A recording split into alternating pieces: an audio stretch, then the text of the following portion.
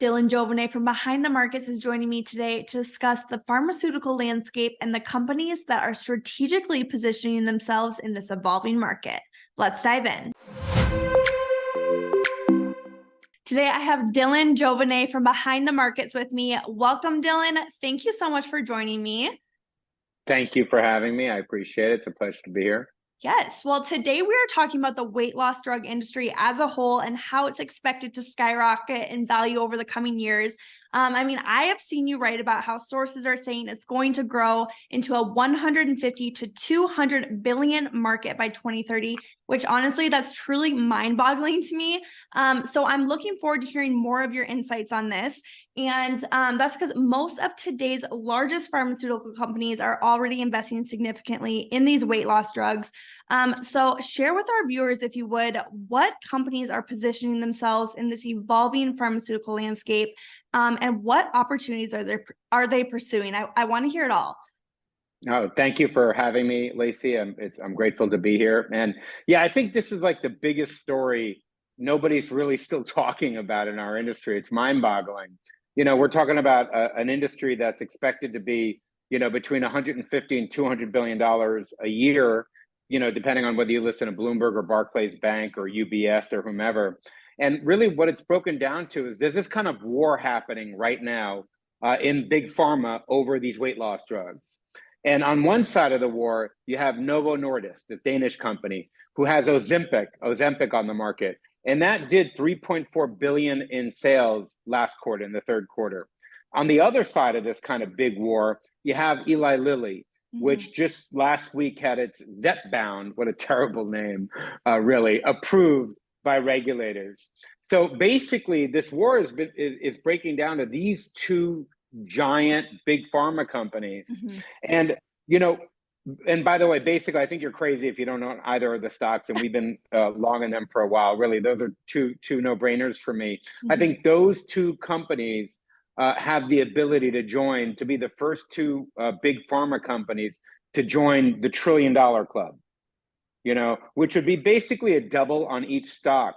But, so what you have are those two companies really in the middle of this war. And on the sidelines watching this war, you have Glaxo, Pfizer, Santa Fe, and all these other big pharma giants that don't want to be left behind. Now, here's where it gets really interesting. Those guys are now starting, because they got caught flat-footed on these GLP-1 drugs that inhibit our appetites. So those guys are now starting to look for dance partners so they can get into this race. They don't want to leave. From their perspective, if you leave Eli Lilly and Novo the ability to carve up this market, they'll be able to trounce you. There's just too much of a win for two companies. Basically could be a big threat to the rest of the big pharma companies out there. So they're now starting to look for dance partners also that have these GLP-1 drugs. All right, so you mentioned the approval of Zepbound. Can you tell me a little bit more? What do you think will be the impact for the company's stock? You kind of mentioned a little bit about the healthcare industry in general, but do you have any predictions or expectations on how this is going to evolve in the coming years? Well, again, my price target on Lilly is 1,000. Basically, both stocks, I believe, double. I don't think the market has really fully priced in the size of this opportunity yet. And for example, last week, Novo just came out with results of its SELECT trial.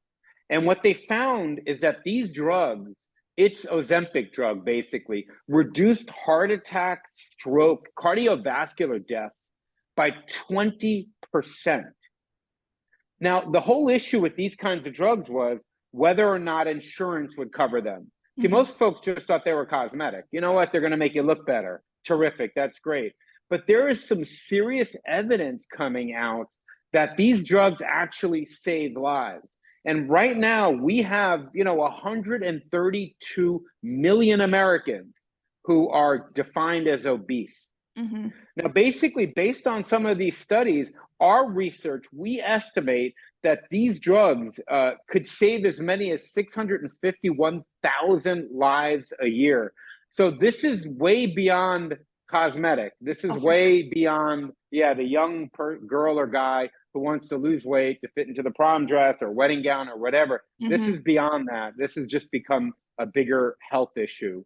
So I believe it's going to be covered by insurance, and I believe over time, a very large portion of the countries that struggles with weight is going to deal with these. And by the way, I was the fat kid growing up, so I'm like really hyper focused on this. And when I was growing up, we used to always say to ourselves, "Gosh, I wish I could just take a pill and eat anything I want." And I can't believe it. Here we are. It seems like we'll see. Yeah, for sure. It'd be interesting to see how that plays out. One thing I want to ask you about, so I have seen you mention about spotting and investing in drugs moving from phase 2 to phase 3 of FDA approval. Can you tell me a little bit more about that process, how you're spotting those, that kind of thing? Yeah, so basically, if 100 drugs enter phase 1 trials, only 20 of them make it to phase 3. So basically what we try to do is we've had a lot of success investing in basically late phase 2, early phase 3 companies, because we really want to focus on companies that their drugs have passed the second phase for the most part, which is really phase 1 is more to see if the drug is safe. Phase 2 is to see if the drug really works, frankly. And then phase 3, you're testing different dosing regimens in different subpopulations. So what we really want to see is we want to focus on companies that have late phase 2, early phase 3. They have a big strategic partner in there. And what we have found is that companies that have those kinds of characteristics, if they're focused, if their drug has the potential to treat a massive market, and even better than that, if that massive market is currently served by a big pharma giant, what we found is that those big pharma giants will go in there and take over those tiny biotech companies with these late phase 2, phase 3. So for example, if you're Pfizer and you have, if you're dealing with lung cancer and you have a $2 billion a year franchise that sells chemical drugs, 50, 60-year-old drugs for lung cancer, if XYZ Biotech comes along that has this new precision medicine based on DNA drug that treats lung cancer, the same thing, you have one of two choices. You either buy it or you risk somebody else, a competitor, buying it and then really losing your $2 billion a year franchise for lung cancer. So, we like to really bet on companies that have put themselves through very, very solid research, that are in late phase 2, phase 3, that are attacking a large big pharma franchise. We've seen a tremendous amount of success doing that over the years. Makes sense. All right. I have to ask, I see you had launched a biotech service in 2018. Why are you so bullish on biotech, Dylan? Well, I don't know. Maybe it's because I became middle-aged and, I got to the stage of my life where I learned that I'm not playing with house money. Yeah. So, when you get old enough, you're like, geez, I only have a finite amount of time. But, for me, what I learned is for years, our whole healthcare system was based on these chemical drugs, basically. And these chemical drugs, a lot of the most popular ones, were really invented during the Soviet Union, like 50, 60 years ago, really. I mean, very, very old drugs. And taking a chemical drug is like dropping a bomb, a dumb bomb in your system. And and it just destroys you. That's why they say, like leukemia or like cancer treatment, the treatment will get you, before the cancer ever does, you know what I mean? And this has touched me personally. So basically what we've seen is, since the genome has been decoded, we've seen a bunch of precision medicines start to get invented that are either based on the person's DNA or the actual DNA of the cancer cells, that actually inhibit or stop them from replicating. So there's really like this bull market happening in your bathroom. And, it's basically staring us in the face every time we brush our teeth in the morning.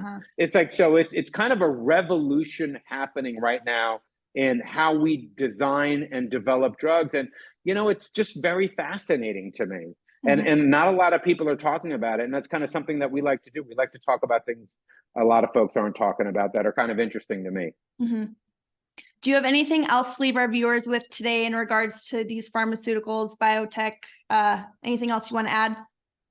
Yeah, just, AI in drug discovery is going to be a big, big deal. RX Pharmaceuticals just got a $50 million investment from NVIDIA. So you're starting to see a lot of partners in that department. and what AI is going to do is truly has the potential to revolutionize drug discovery. So I guess my tips are Eli Lilly, Novo Nordisk, safest, best, easiest way to play the weight loss revolution. There are some smaller ones that we're looking at, for takeover targets. That could be for big pharma companies, and keep an eye as it relates to AI and drug discovery. All right. Well, truly great insights you shared with us today, Dylan. Thank you for taking the time to join me. Dylan, I just know that our viewers are going to enjoy this one. So where can they find you? Just behindthemarkets.com. We have a YouTube channel, or go to our website, www.behindthemarkets.com, or check us out on YouTube. I post videos like once a week there. They're not as good as your videos, but we're trying. All right. Well, I hope this information was useful for our viewers today. I look forward to more conversations like this one. Thanks again, Dylan.